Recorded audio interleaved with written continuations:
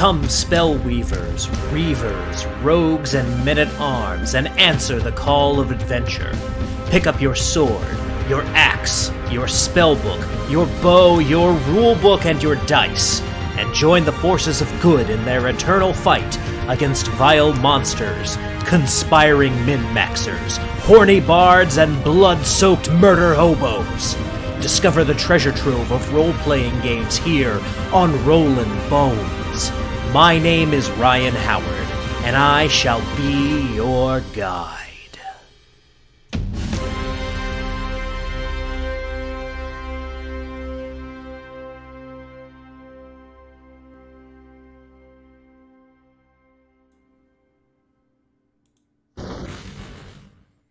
Good evening, Boneheads, and welcome to Rollin Bones with Ryan Howard, your RPG treasure trove. I'm your host and king of the Boneheads, Ryan Howard. I am the R in OSR. And joining me once again this evening are two guys who you should all already know and love, but just in case you don't, we of course have the Silver Bulettes on here. That is Ian McGarty and Rocky Gardner, creators of some of the finest adventures you can find out there for a wide variety of RPG systems. So guys, welcome back to Rollin Bones. Thanks. Yeah, thanks for having us on and letting us share some of our new stuff. Absolutely. So obviously we are going to talk about the campaign that actually launched today for Fire in the Mohle for Mutant Crawl Classics, one of the perennial favorites of the Boneheads out there and myself as well. But before we get into that, last time we spoke, you guys had a Kickstarter for Fantastic Geographic, which was successful and is now available.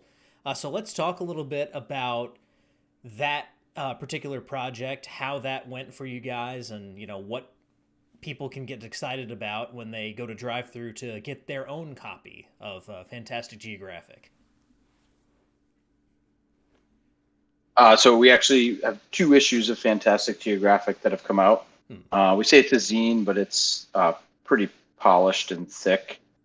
Some of the original zine creators might be insulted by it, but it's just both pretty books. I think we had a lot of stuff that was floating around creatively that we wanted out there, but none of it was big enough for like a long form adventure. So we've got some great stuff in both of them for a lot of different systems. I mean, between the 2 issues, we have a Morkborg adventure. Yeah, we've got 5 systems between them. Yeah, DCC, MCC, 5e, OSR, Morkborg. What am I missing? Missing one. Maybe not. Yeah, we've got a lot of systems. Plus a bunch of systemless stuff that you can just drop into any game right at the table. That was our goal, was to have people be able to find at least one thing they could go, ooh, this will totally fit in my game, or I could work this into my regular group. And I think we succeeded. I think we're both pretty happy with our turnout. We are sold out of issue 1, our first printing of issue 1. And we're probably, by the end of TotalCon, we'll be pretty close on issue 2, I think.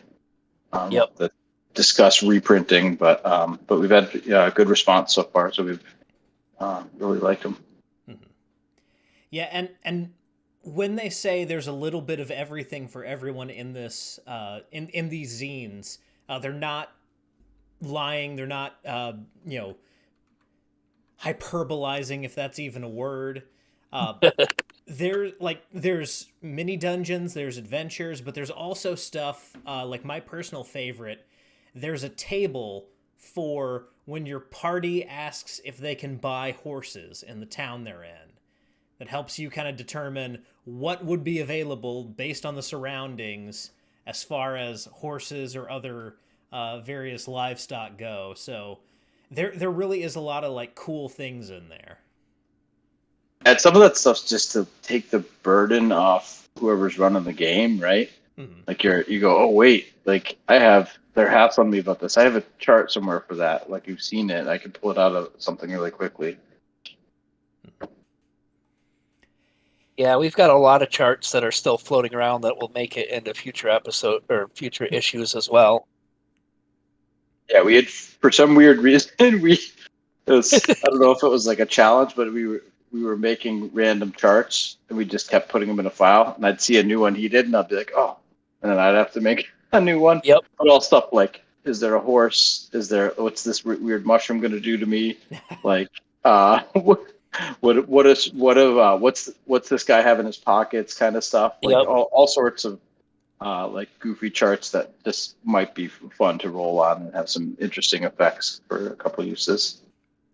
Yeah, what's this guy have in his pockets is a big one that I've always struggled with, because there's always that one guy.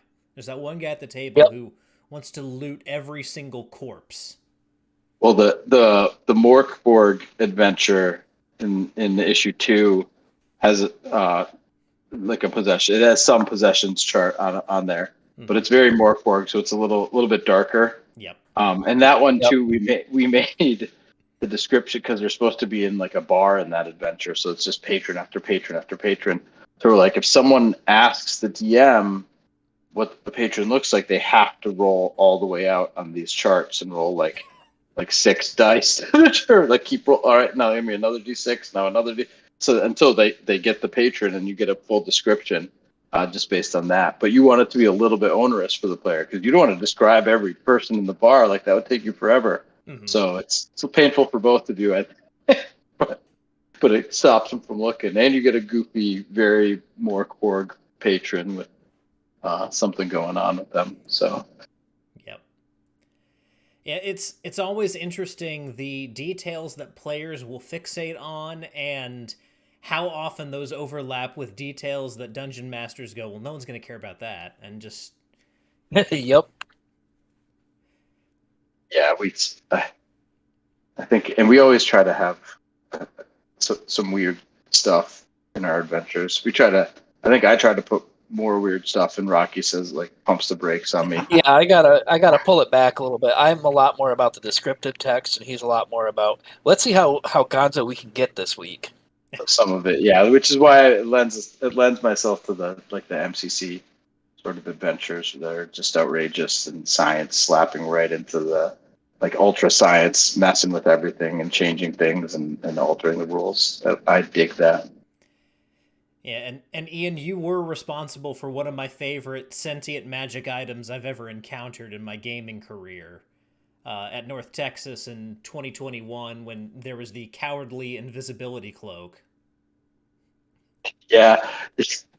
Yeah, that's not... I don't even think that's originally me. Some other people have definitely done that before, but I like that's one of the reasons I like in the Mutant Crawl Classics that like having the AIs, because you can add sentience to like relatively not powerful items and have them, interacting with the players and creating memorable items. I think one of the Mutant Crawl Classics game I'm running right now, one of the guys has like a goop that appeared in a fridge that has just sat there for 100 years and gained some sentience. And he's like, instead of killing it, he was like, this thing's great. And he just brings it with him everywhere. It's his pet now. And keeps feeding it so it's happy, Yeah. But it's that sort of stuff that makes it a little bit more fun for a game and memorable. Mm-hmm. Absolutely. Now, speaking of conventions, you guys are the first people that I've had on the show since the most recent Gamehole Con happened that were actually in attendance.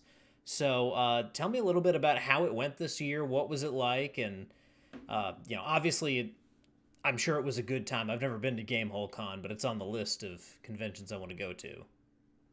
It should be at the top of the list. Alex and company they run the best convention that I've ever attended, and I probably attended 75 to 100 conventions in my lifetime at this point. From beginning to end, you don't see any hiccups anywhere in the way they run it. People know where the tables are. There's always somebody around to help you out.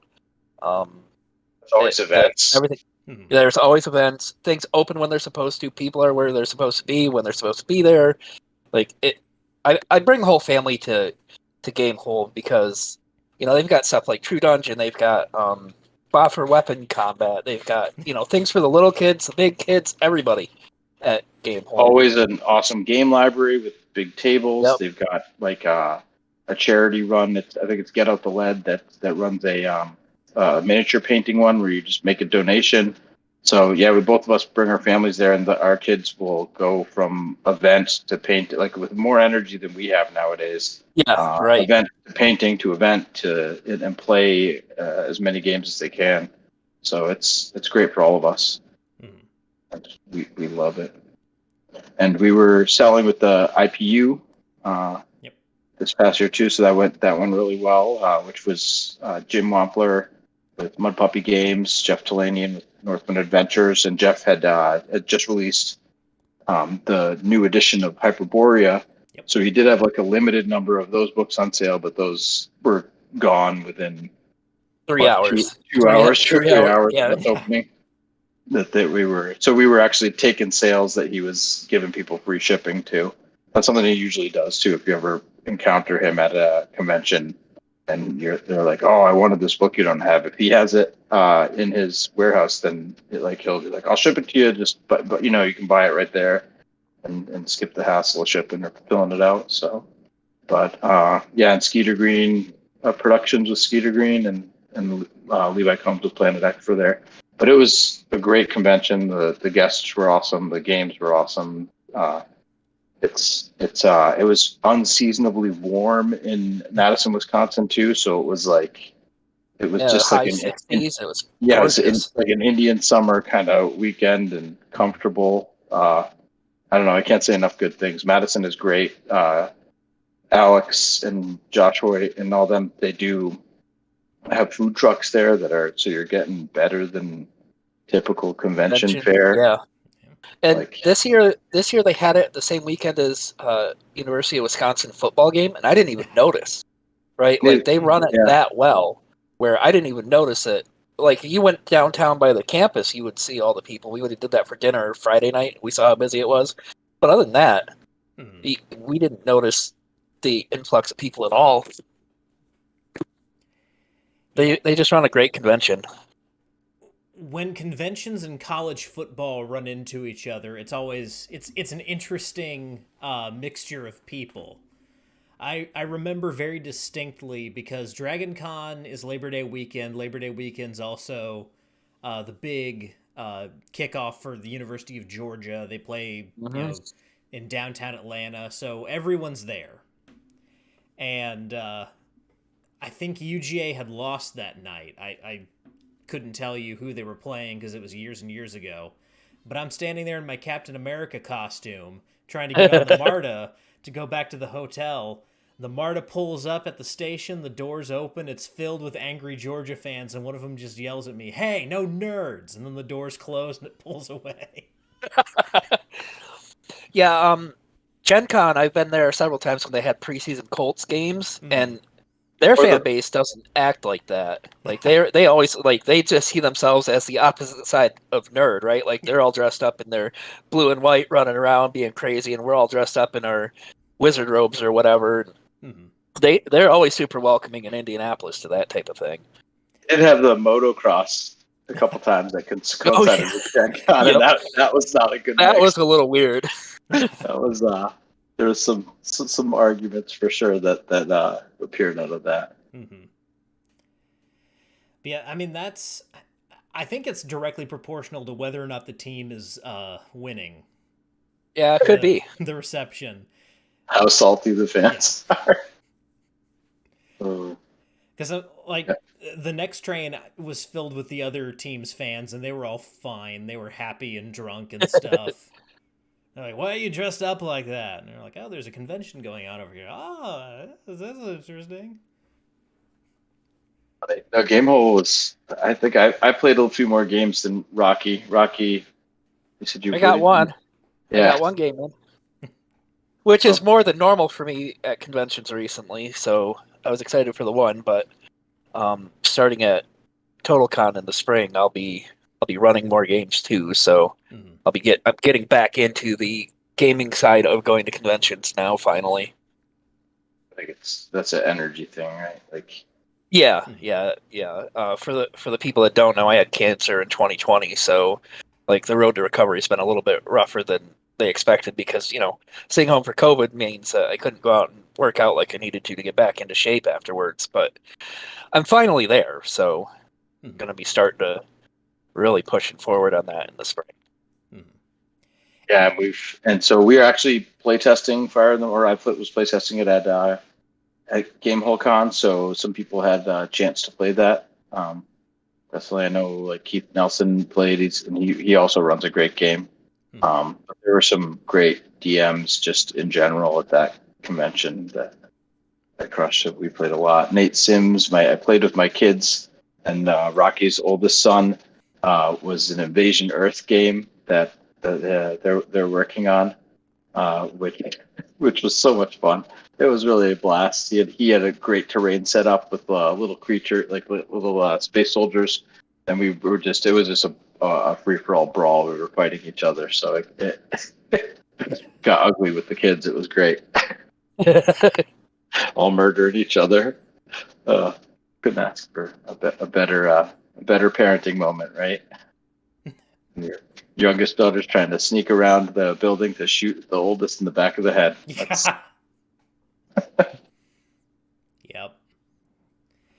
Yeah, I mean, I've played D&D with my siblings. I was running the game though, and they don't actually care about like RPGs, so no one was trying to kill each other. But I imagine if I were playing in a game with one of my siblings, when we were young, there might have been a little bit of that. Yeah, we've played with adults for it. Oh yeah. Yeah. Oh yeah. There's been fights and people stop talking to each other. It happens.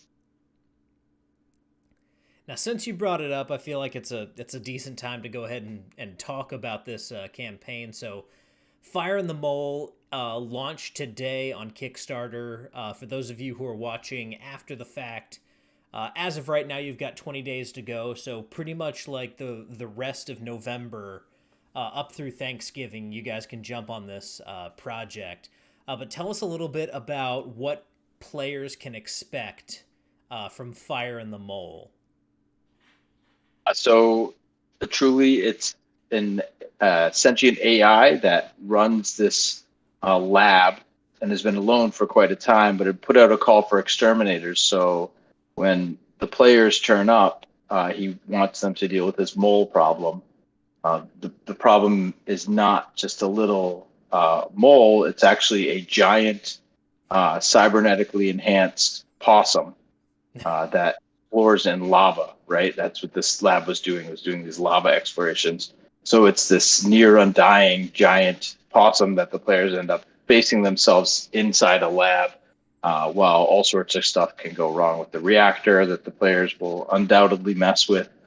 There's a lot of unique items. There's a bunch of unique monsters and encounters for the area if your players are putting it in, but you could basically drop this hex into your basic hex crawl and let your players tear around.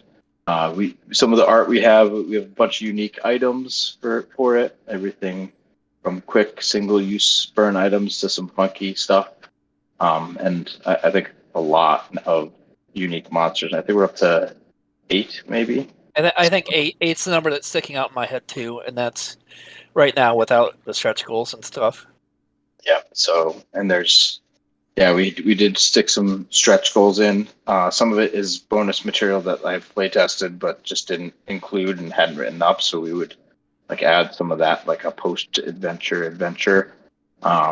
And a bunch of it was player handout illustration books of the rooms I shared we have a lot of good art, really great art by Tim Burns did some of the rooms that we have. So you could it feels like you're looking in like one of the classic illustration books. And we've also set up our layout in as friendly a manner as possible. And we've kind of taken our high-res map and chopped out our rooms. So when you're reading your room description, like Ryan, you don't even have to flip a page. You can just look at the room and the description and not worry about jumping to the map. You know what's in there. You know what you're looking at. And you can run it quickly, which I think was our goal. I didn't want people to have to And we spend moved hours away doing it. from box text for the most part in this one. We went to a bullet point system for the layout as well. So like you'll have your general room descriptor, what's inside of it, all these separate bullet points so that it's really quick to parse through the information to get it to your players, even if you've only skimmed the module once or twice. You know what I mean? So Mhm. we try to make it We know as what you mean. DM friendly as possible. We've all skimmed a module and tried to run it. Yep. With with And varying results. Like, oh, I wasn't supposed to let them kill him. Oops. But we did stuff like that, and then there's a bunch of optional stuff too, and like guidelines for role playing the AI. So I think, and we left those fluid enough that like it's still going to be, your touch on what it is, but and like you could run him a little bit differently than me easily, and still have the same result. But once you have the sort of personality traits. Yeah, and there's a great picture on the Kickstarter page. If anyone's not sold on this, there's a great picture of a scientist monkey wearing a Miami Dolphins hat. So I done by the great Ed Bigford. Wait, what? When did that show up? I put it in there. We've used it for Fantastic Geographic, but it needs to go in this one too. So I put it in the art list. So that was a piece of. Rocky's like, what? Rocky was really busy for this period of time. So I sort of conspired with Ed. I was like, all right, I need like a scientist monkey. And I was like, it really needs to look like Rocky with that. And Ed's like, you do Ed. He's like, I've got this, man. I've got this. And I have another picture, a piece of his art too that we own. That's the monkey like sleeping in a cryo chamber, and it's like super adorable. It really. But then it's him with the lab coat, the scientist monkey with the Dolphins cap. Yeah, good eye. And Rocky, you'll be happy to know, even though I'm not a Dolphins fan, I'll say that. I'm a Panthers fan, so I'm right there with you as far as misery goes. But my daughter absolutely loves the song Fins by Jimmy Buffett. It's like her favorite song. I was just playing it in the car one day, and she started giggling, and so we started doing the Fins dance. And everything by Jimmy Buffett's great. Oh, yeah. Yeah, absolutely. So that was my. I'm pleased. I'm almost pleased that Rocky just realized that now. I didn't. I never noticed the hat. I never said anything. I just forwarded the art to him and just. That's what. Yeah. See, that was the first thing I noticed about it. Was I saw the monkey. I was like, that monkey's wearing a Dolphins hat. Like, that's Rocky as a monkey scientist. What the? Yep. 100% done by me and Ed. But yeah, this. But oh, sorry. Those, go ahead, Ian. The monkey scientists are a recurring theme in my sort of. I kind of have these. For some reason, with the Mutant Crawl Classics, you could ask Rocky. I went on this weird like Quonset hut journey where I was like, I just pictured. You did for like a year and a half. And I just kept drawing these like really intricate post-apocalyptic Quonset hut maps and like building adventures around them. It was like my weird COVID binge thing or something. Yeah, I don't know why, but yeah. So, and all of them run by monkey scientists. That it just brought me a lot of joy. So, and hopefully you guys can see that as well in some of these adventures and have a blast playing them. And one of the adventures in Fantastic Geographic #2 is an MCC adventure that is got the same monkey dudes in it, right? Yeah, so there's sort of, that was sort of my start, was a that one's like that one's not an officially licensed one, so we kind of took out any of the identifying stuff, but it is 100% compatible with Mutant Crawl Classics if you were to attempt to work it. You would likely have no trouble converting that into. But yeah, that was kind of one of the earlier ones, another Quonset hut stuck out there that the players get to tear around in. And that's what the one that I have planned after this too, which is still a monkey scientist location, but it has a layer of these bat creatures that are capturing different critters. There's something truly special about hyper-intelligent monkeys. I can't explain it. All I can say is every comic book universe has at least one character that's just a super smart gorilla, and the DC universe has like 4. So there's something out there there. was a whole movie series too. Yeah.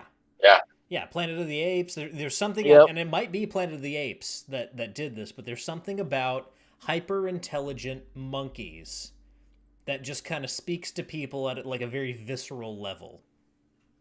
I do, and then I have a lot of Planet of the Apes shout-outs in my home game too. That people will realize that they're like, wait a minute, is this dude like named after Dr. Zaius? And is like I'm making all these connections. I'm like, I don't know, but it is. So you see that. But yeah, the hyper intelligent monkeys is like, I don't know. I think humans are always sort of like, are they communicating with us? They're so smart and they seem so adaptable and able to use tools that I really want them to be building rocket ships and laser guns and and tachyon weapons and just crazy stuff. I think it would just be amazing.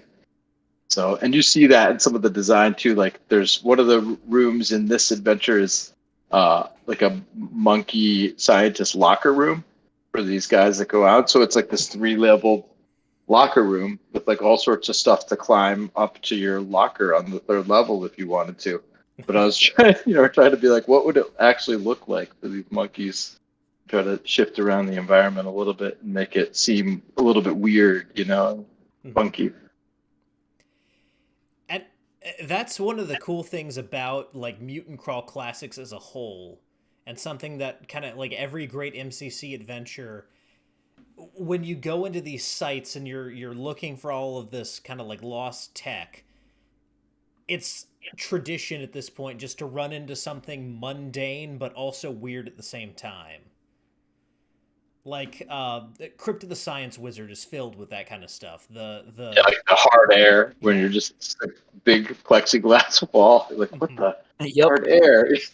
Like, I can see through it, but I can't get through it. This is ridiculous. The server room on level 2, that literally and figuratively killed me. Well, there is a chance in this adventure to completely blow the facility up with the reactor if you goof with it enough. Tom Tullis played with me at Game Hole and came very close. So they had split the party, classic con adventure move. I love it. I'm allowing it to happen. So it was Tom Tullis and another fellow in the room, this guy Bart, and Tom screwed up the machine. Bart managed to stop it from blowing up, but overloaded a random room. You know what room that they rolled when they random rolled that die, right? The room with every other player in it. So it was like classic con game shenanigans. It was a lot of fun. Mm-hmm. Absolutely. Yeah, there's something interesting about convention games where for a lot of forever GMs, conventions are where they actually get to play, and I think at that point, a lot of them let their lizard brains drive. Yeah, it's a lot of Leroy Jenkins moments at conventions. We've done them though. I mean, we do. I think some DMs will have recurring characters and stuff and play, so you can to try to alleviate some of that. But I think with MCC and DCC, like, you should expect that, right?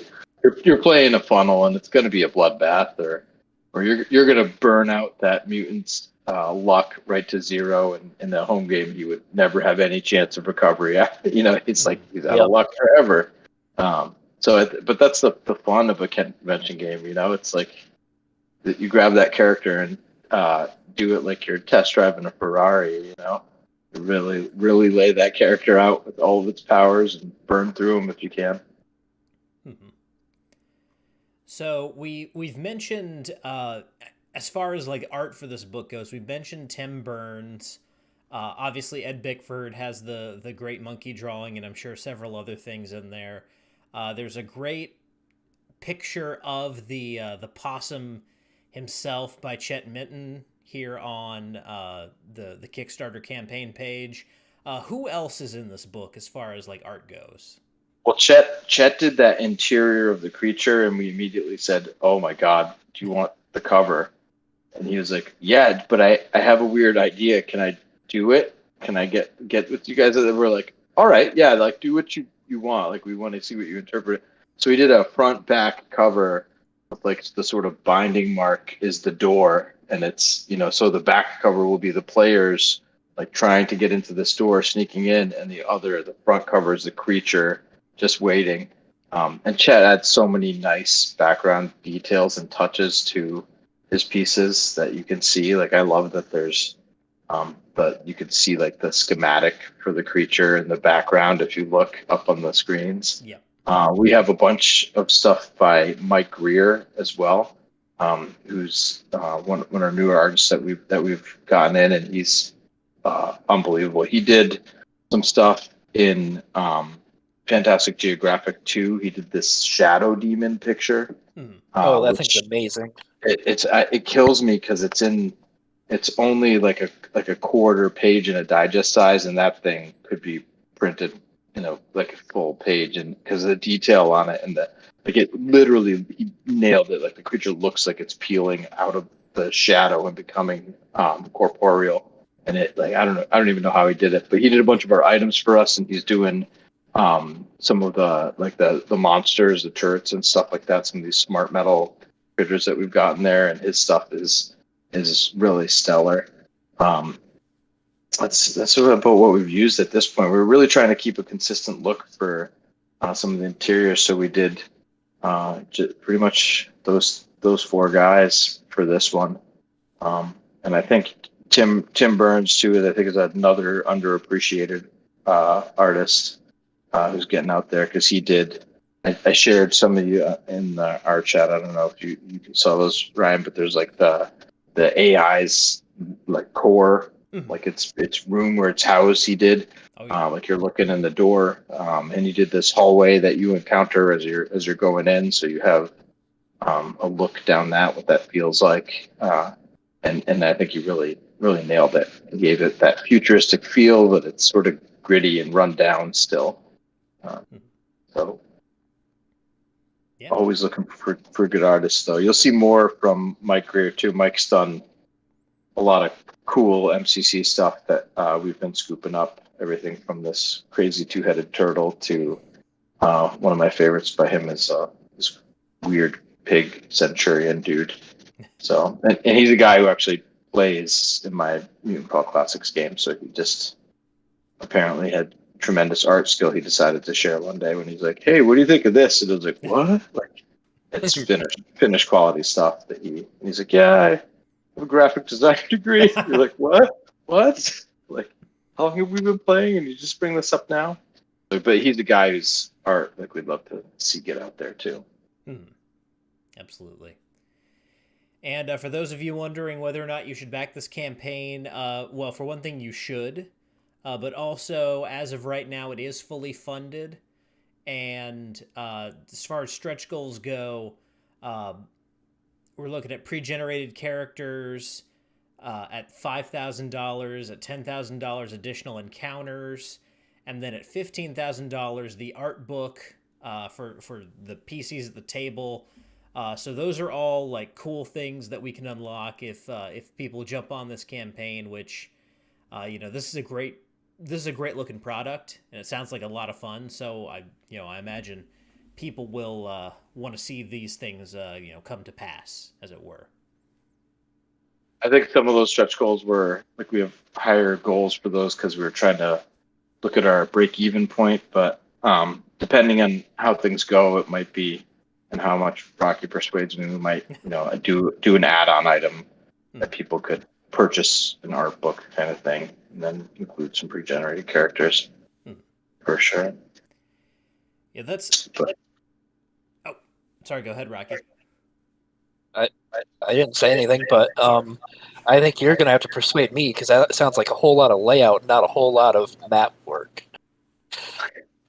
That is true. As of this moment too, we are about 80 80% done with layout. We were just looking to drop a few. Yeah, Text. 70 to 80. I think that I finally have all the artwork in. The past few weeks have been game hole, COVID, and fulfilling the Kickstarter, not in that order. It was fulfill Kickstarter, game hole, then get COVID. So I'm a little behind on I've gotten all the artwork in to me at this point. I just haven't gotten it into the module yet because of, life. Mm-hmm. Yeah, so but, it's and I think 70% done right now. We're waiting on like one or two art pieces. I think a couple like items, creatures that still need finishing, but that's about it. Like all the writing and editing has been done, and it's just being dumped in there. Like we're pretty much ready to print. At least so I'd like to have our test print, our proof print done before our Kickstarter finishes, and I think that's entirely doable for us in the next week or two. I think so too. So we'll be, as soon as we finish the Kickstarter, we'll likely be ordering physical copies, within days likely, and then preparing the PDF. So this one will hopefully be a quick fulfillment for us. Definitely. But I think we've always fulfilled quickly because we try to make realistic expectations about life and mistakes that can happen.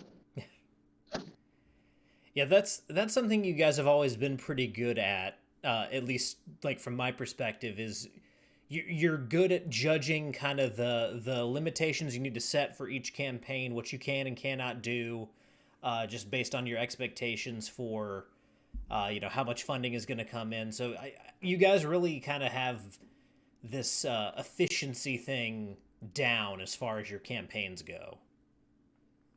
Yeah, we know how to break even. That's Yep. At this point, our goal is, especially with some of the MCC stuff, and we're ramping up for some X-Crawl for Goodman Games. We're super excited about that. Yeah, we're super excited about that coming. Like if you don't know what X-Crawl is, start looking into it now. It's one of the best campaign worlds that has been devised to date.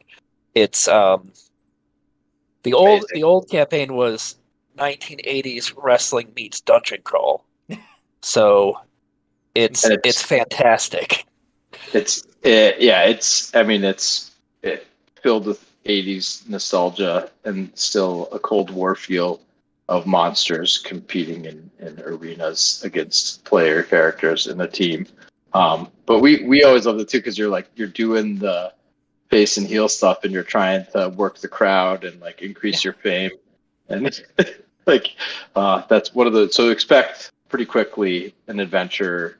We have once we saw that the beta rules were that close, we have what looks like it's going to be a 3-series module series. Yep.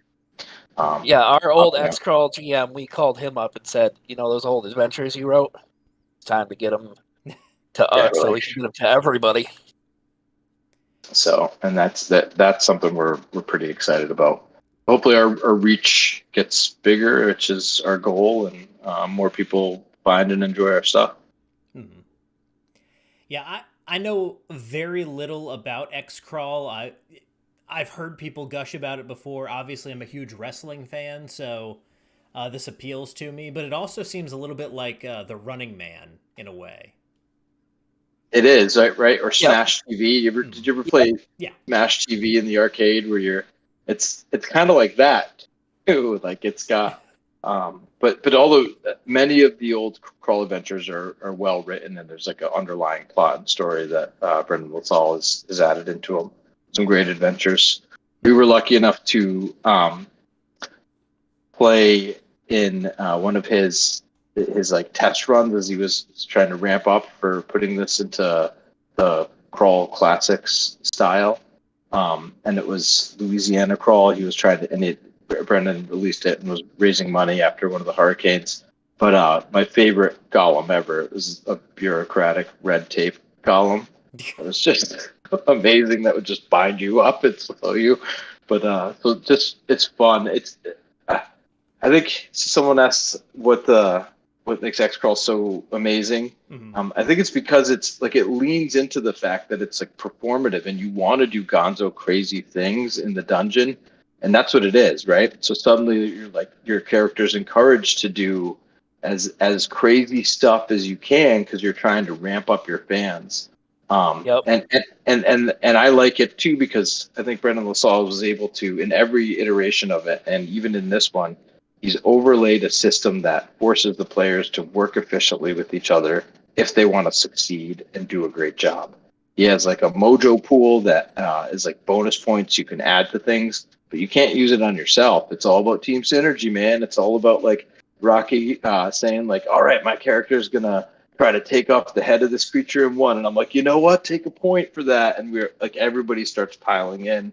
And it's like you feel it at the table when you're really in a good X-Ball game. Like it's palpable that you're like you feel like a team in there crushing and trying to win. And then like the ridiculousness of sponsored prizes that are like a magic trident or something is just amazing. Yeah, and one of my favorite things is the off-camera foils. So even if you never see the other teams that are competing in the same dungeon as you, you know they're out there and they're pressuring the PCs to continually move forward the story. And it's a great storytelling device for the GM and the players to be able to continually push to the next step of the adventure. It's great. The whole campaign is amazing. You can't It's gush like enough about it. it's I guess if you played fantasy football or done anything like that, and it's like an X crawl has a component of like you're this team sport trying to win in a league and increase your standings and gain fans. Like it's I don't know, it's great. It's really it's beautiful. It's one of the best games I've played for role playing in every iteration. 3.0 Pathfinder, and it looks like it from everything I've play tested with this new version. It's just as good. Now, is this new version going to be tied in with 5e or DCC or what? Where Yeah, I think it's a crawl, DCC. right? Yeah, Okay. but it's DCC, so it's like a crawl classic game, but it's Brennan's added new classes to DCC, but they're the anybody who's familiar with X crawl's seen them. So you've got a jammer, who's a bard-like character. You've got an athlete who can do crazy grappling moves and like hold down on monsters and fight them. And do all sorts of neat stuff like that. You've got like some specialized spellcasters. I was sad. I did really like the 3/5 messenger. It was like a paladin cleric sort of hybrid, but that one didn't survive the cut to X crawl. So it might be maybe I can make my own and put it in. We'll see how bad I need it. Fantastic Geographic. I know, right? I'll just make what I want and play it anyways. But it'll be a blast. So for sure. I mean, obviously, you can see we're excited about that. So I think like you don't be surprised when you see some adventures for that pretty quickly off the block for us. Yeah, that's once this becomes available. Like once the beta rules come out, I need to try to get a hold of those and I will take the opportunity at this point to jump on X-Crawl and see what it's all about because I've never played it before, so it sounds like now's a good time for anyone who's curious to be looking out for it. We will hit you up when we are playtesting too. Sweet. Cool. So you guys mentioned earlier on in the show when we were talking about conventions, the next convention y'all are going to be at is TotalCon. I've also not been to TotalCon. So tell people a little bit about, what to look for from you guys at TotalCon and, just tell us a little bit about the convention itself. So TotalCon is... Yeah, go ahead, Rocky. TotalCon's in Massachusetts in February, so it's cold. Yep. But it's all centralized in a single hotel in Marlborough, I think is the name, Massachusetts, and it's a probably attended by about 500 people. So it's a smaller convention, and it's very role playing specific and very board game specific. It's almost like there's two separate conventions going on because of the way the hotel is divided. There's two wings that have conference rooms, and they basically put all the role-playing games in one, and all the board games and the dealer hall in the other. But it's a great convention. I'm going to be playtesting the next module that I'm writing, which is kind of my homage to Keep on the Borderlands there. That's my plan. I'm finally getting back into the GM seat in February, so expect to see my name on the GM's list there. And I don't know, are you running Fire in the Mole there, Ian, or what are you planning on running there? Well, I'll be running the next MCC adventure. Right now it's tentatively titled The Jungle Excursion into the Lair of the Batman. And so I'll be running pieces of that. I also have, I think I have an adventure written, but I keep trying it in different systems because I can't seem to find the right one. So I play tested it at ShireCon using Old School Essentials. Wasn't quite right. It feels like a Western to me. So I believe it's likely going to end up as like a weird Frontiers adventure because it has that whole sort of demonic feel. So I'm also going to be running that and trying it on another system to see if that one feels right. But I'll keep playing with that one until it gets to the right spot for me. Gotcha.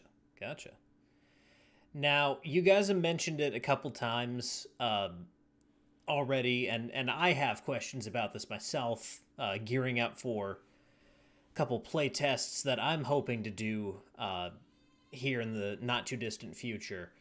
When you play test adventures, what ideally are you looking for?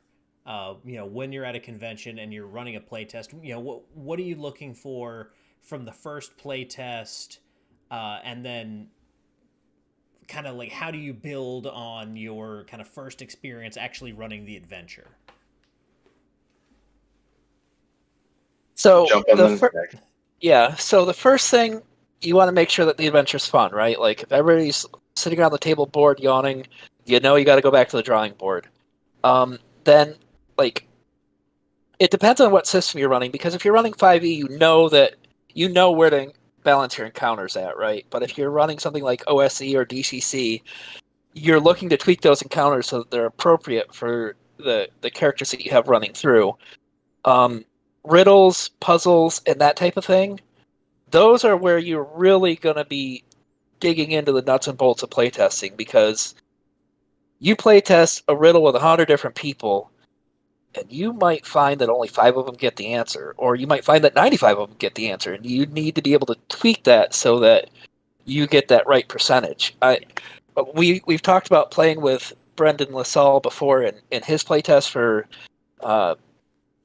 X-Crawl, that he had a riddle where the answer was fire, and I answered it in like 3.5 seconds after he gave us the riddle, and that bothered him for like the rest of that session.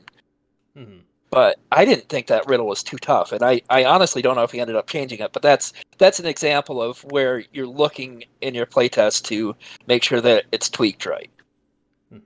Ian? I think Rocky nailed a lot of it. So encounter stuff, you are looking, and it does depend on system, right? Like, so if it's 5e, you're really trying to balance action economy, making sure that becomes similar, because otherwise your boss will just die quickly. You'll get to hit once per round, and then they'll just chew them up like piranhas on a beach whale. So it's same thing. You're looking for what's fun, making sure that you did lay, enough clues for the things that you have, and looking at reactions to how things work. Making sure it's not just TPKs every time, or finding that sweet spot for challenge level. Mm-hmm. Gotcha. Yeah, that all makes sense. So I will carry that forward. And I think audience matters too. Yeah. If I'm writing something for my 12-year-old son, it's way different than my normal gaming group, right? My normal gaming group has got 15, 20 years of experience. So you got to keep your audience in mind too when you're talking about this playtesting stuff. I think it's kind of important to play it in a campaign style too, or at least like a couple game run, so you get a feel for what characters who are trying to live may do, as well as characters who are just like don't care if they step on the mine as long as they get to see something cool happen. Gotcha. Yeah, I get, and it almost sounds like you want to speak to what Rocky was saying. You want to, as best you can, try to run it for both kinds of groups. Like, see if you can get a group of new people, and then see if you can get a group of experienced people, and just see how each of them tackles what you have like in front of them. I will say North Texas is a great gauntlet because you will get oftentimes at convention games that you run, you get a strange mix of people that may not work together as a team. Yep. I think in North Texas, you'll get that sort of campaign savvy feel of players where they aren't making foolish mistakes. They begin working quickly together as a unit, and they like probe and are cautious. So that's a great testing ground for anything you're going to run.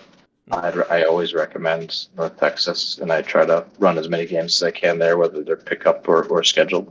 Oh, yeah. Yeah, I'm taking the games that I'm play testing, I'm taking to North Texas. So those will be there. That's the right move. Hopefully I'll be able to get into one. Yeah, absolutely. I'll be running 3 there. So hopefully I get there this year. Yeah, you better. That's a joke. I was scheduled and all set to go, and literally at the airport when American Airlines canceled my flight, not once, not twice, but 3 times over the course of North Texas weekend. So next year, hopefully, I make it. Yeah. And it was especially infuriating because our other friend made it from the same place. Yep. Yeah, we were literally on the same flight, but they got him on another flight, but couldn't get me. It was awful. I'm not bitter, though, I promise.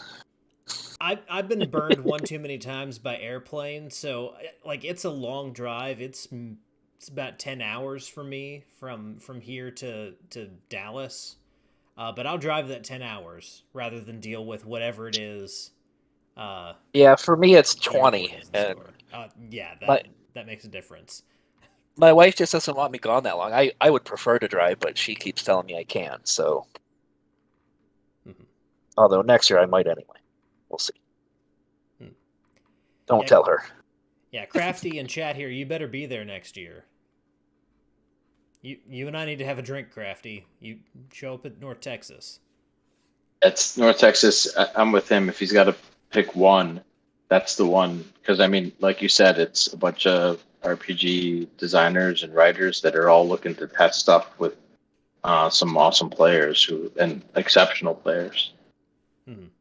So, and he nailed it, Crafty Man. Yep, Levi will be. So, all of the Independent Publishers Union goes to North Texas. That's our one where we always are all together for sure. So, yeah, Jim Wampler we got. But the guest list there is amazing. Steve Winter is going to be running stuff there. You want to play Boot Hill with Steve Winter, you'll play it at North Texas. We can't. Dennis Star often runs Bunnies and Burrows, which is super super fun to play. You would think that it would be such. The first time I played, I was like, "What am I doing? I'm playing a rabbit game," and by the end, you're like fully into it. You can play Top Secret with Merle Rasmussen. Yep. You can play Nighthaven with Ryan Howard. Yeah, Nighthaven with Ryan Howard. I recommend that one. Yeah, it's a blast. There's always just awesome DMs there. Absolutely. Man, it feels like every show I do just at the end turns into a commercial for North Texas. I think you asked for conventions. Back there. Yeah, North Texas and Mohle, pick one, go to it. TotalCon, if you're in the Northeast, get to that one too. Like those all three of them, I enjoy the hell out of. Yeah, it's kind of our move is to pick the best ones that we can and then add our regional cons, which sometimes your regional cons aren't the best, but you want to support them. So Yeah. Like I said, I've got I think 4 here. I went to Chaosium Con this year, and it was their first year, so it was a glorious train wreck. But I'm excited to go back next year and see how they improve it. Like that one was a lot of fun too, even though it was not enough games. But if your friends are there, all the conventions are great. kind of a food desert, and Yep. where they had it in Ann Arbor, you're like, there's no restaurants. UConn has it in the exact same place too. So I don't like both of the Ann Arbor conventions are there, and it's kind of a food desert. You're absolutely right. It's and I don't think they were prepared post COVID. They didn't have like the staff to have their restaurants open for reasonable hours, so that was a challenge. But I think that's stuff that improves as conventions get bigger. Good to remind. If you're going to run a convention, get some food trucks there, man. Yeah, that's something I've noticed is a definite like quality of life thing for convention organizers, is having like food trucks there at like the peak hours especially. Yep. You figure everybody's, they're in a game for 4 hours. They're at a table for 4 hours. What do? You get up and you run and get a bite to eat, get something else, and then go jump back into games. So I think that stuff is for sure a must. And I think at North Texas they call them wenches, but any convention that has people who will go to the GMs and say, hey, can we get you any food while you're running this game? That is also a lifesaver. In North Texas, you can essentially order anything from their restaurant. Just that will anywhere in the convention. Yeah, you'll be sitting down to your game and someone comes in and says, anybody want to order like a drink? And you could get like any drink you want, and then you can get anything from the menu, and they'll bring you like a pizza, a piece of grilled chicken, and a salad, whatever it is you're looking for. Which, like you said, it's killer. That makes it that much better. Cool. Well, unfortunately, we are running up against our time here this evening. So, again, I'll drop the link to the Kickstarter here in chat for everyone again. But while I'm doing that, if you guys have anything else you want to plug, anywhere else you want to direct people, definitely go ahead and do so, because people need to know where they can find all of their great Silver Boule goodness. So Drive-Thru RPG has most of our products digitally. We have a Facebook page, Silver Boulets on Facebook. Both of us have a pretty big presence on Facebook. I'm at Worst Blade on Twitter. I don't get there much, but I do have an account, I guess. I called you out on that the other day. Yeah, you did. I saw it. Yeah, I don't like same thing. I'm not super onto Twitter. I'll you'll see me check me out on like Instagram as well. It's all linked with Facebook, and you'll see random maps that I'm working on or posting up as well. So just finished up all Skeeter's maps for the last of his projects, and Rocky's just finished up his layout, I think, too. Maybe I'm in the middle of Skeeter's layout right now. Yeah. So through the first book. Other IPU stuff, keep an eye out for sure. Yeah. Like I said, if you haven't grabbed that new edition of Hyperborea, go get it. Absolutely. It's a gorgeous book, and I know several of you out there are waiting on fulfillment for your copies. But let me tell you, the wait is worth it when they finally arrive. I should have brought those over. They're over on my bookshelf. But I just got my shipping notice, and he lives like 30 minutes from me. I could just go drive to his house. Yeah, I'm about ready to tell him to bring mine to TotalCon. Cool. Well, that is going to do it for tonight's episode of Rollin Bones, guys. Thank you once again for coming on. It's always great talking with you, and it looks like you have another really cool campaign scheduled for Fire in the Mohle. So everyone should jump on and back that. If you love your MCC and want some more adventures to run in there, that's a good one for you to back. Like we said, high level, so it's not something you see a lot in MCC, but can definitely beat up the the higher level characters now. Mm-hmm. Absolutely. Well, next week we are going to be joined once again by Luau Lu, and he and I are going to try something a little bit different. I'm going to be experimenting moving forward with topic-based shows, with people that I enjoy talking with and have a lot of good conversations with. So Lou and I are going to try that for the first time, similar to what Crafty and I did with Defensive 5e. So